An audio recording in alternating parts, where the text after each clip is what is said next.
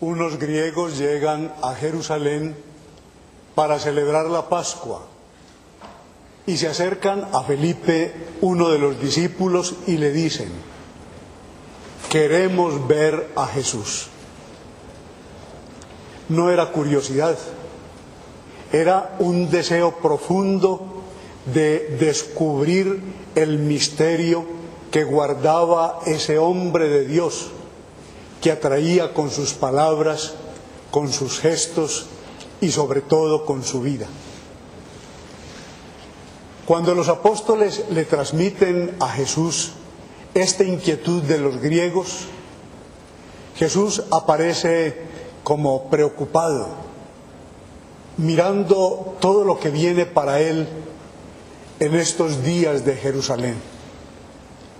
Y entonces dice unas palabras desconcertantes: ha llegado la hora en que yo voy a ser glorificado. Como respondiendo y diciendo: todavía ustedes no saben nada, no han comprendido lo esencial, no ha aparecido lo más importante. Mi grandeza y mi gloria va a aparecer en la cruz. Y enseguida ratifica: cuando yo sea levantado en alto, todo lo atraeré hacia mí. Y podemos entonces preguntarnos: ¿qué tiene este crucificado que todo lo atrae hacia él? ¿Qué hay en un hombre deshecho en la cruz, maltratado, martirizado, avergonzado, para que todo confluya hacia él? Y debemos responder que lo primero que se encuentra en el crucificado es el amor de Dios. Tanto amó Dios al mundo que entregó a su Hijo. Nuestro Dios no es un Dios lejano, desentendido de nosotros, despreocupado de este mundo.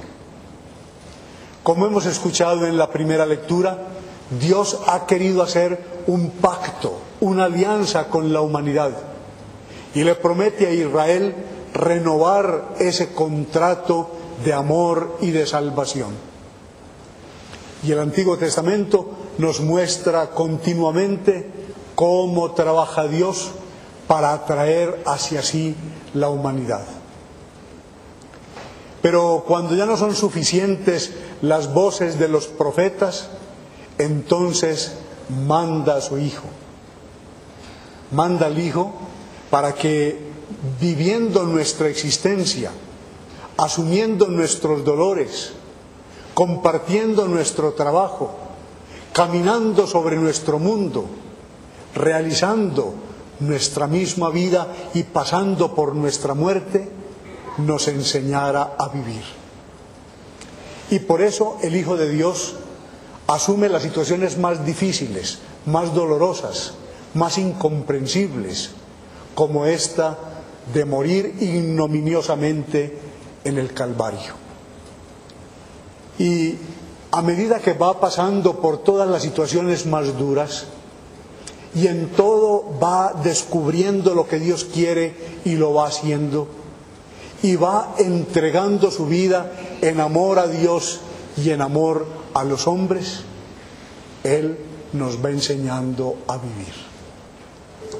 Cristo, aún en la injusticia, en la tragedia de la cruz, nos muestra el amor de Dios, que es más fuerte que todos los males del mundo. Nosotros no logramos aceptarnos a nosotros mismos, no aprendemos a ser libres, no encontramos una auténtica alegría, sino cuando nos sentimos, aún en los momentos de sufrimiento y de dolor, amados por Dios, muy amados por Dios, siempre amados de Dios. Ese es el atractivo de la cruz. Pero luego, en este crucificado hay otro centro de atracción.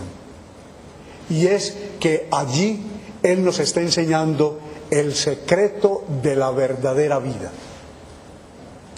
Para explicarlo, Jesús se vale de una comparación muy sencilla, tomada del mundo de la agricultura, que cualquiera de nosotros es capaz de comprender. Nos dice, si el grano de trigo no cae en tierra y muere, se queda infecundo. Pero si el grano entra en la tierra y se pudre, va a dar origen a una espiga, a una cosecha, a nuevos granos. Todos lo sabemos, un granito de trigo guardado en un frasco es un granito solo, es un granito que no da vida.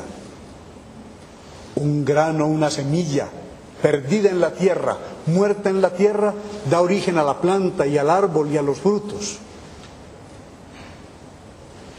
Esta es una ley que no viene de la moral, que no viene de ninguna religión, es una ley de la vida. En la medida en que nos damos, nos encontramos. En la medida en que nos damos, nos salvamos. En la medida en que nos damos, producimos fruto. Por eso Jesús decía, a mí la vida nadie me la quita, la vida yo la doy.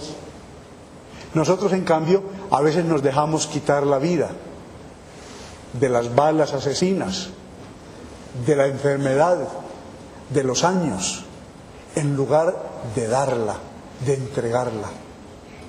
Después de todo, lo único que queda es lo que entregamos, lo que damos.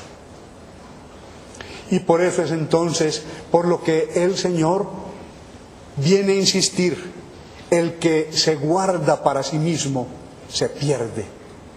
El que gasta su vida en el dinero, en el placer, en su propio éxito, en su propia comodidad, termina solo, termina triste, termina vacío. Solo un padre cuando se da, una madre cuando se entrega, unos esposos cuando se perdonan y se aman, unos obreros o cualquier tipo de trabajadores que dan lo mejor de sí mismos, unos ciudadanos que procuran el bien de los demás, van encontrando la vida. El Evangelio de hoy nos da el secreto de Jesús, que Él repite muchas veces a lo largo del Evangelio. La vida la encontramos cuando la entregamos. Y eso fue lo que Él hizo. Él es el grano de trigo que cae en la tierra y muere. Y así dio origen a la espiga que es la Iglesia. Nosotros somos granos de esa espiga. Qué bueno sentir que cada uno de nosotros es un granito que surgió de Cristo, el grano muerto en la tierra. Que de su entrega y de su amor, que de su inmolación en la cruz he nacido yo, que de allí brota el gozo que ahora puedo tener, el sentido que hoy le puedo dar a mi vida, la alegría con que puedo vivir, el amor con que me debo dar, la esperanza a la que puedo aspirar.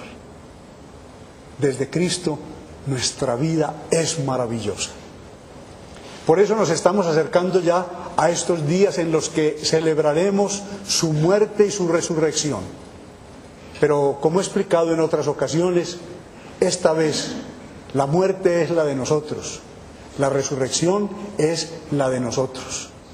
Si siguiendo a Cristo, acogiendo sus enseñanzas y viviendo su ejemplo, también nosotros morimos, nos entregamos para amanecer el domingo de Pascua con una vida nueva, radiante, feliz.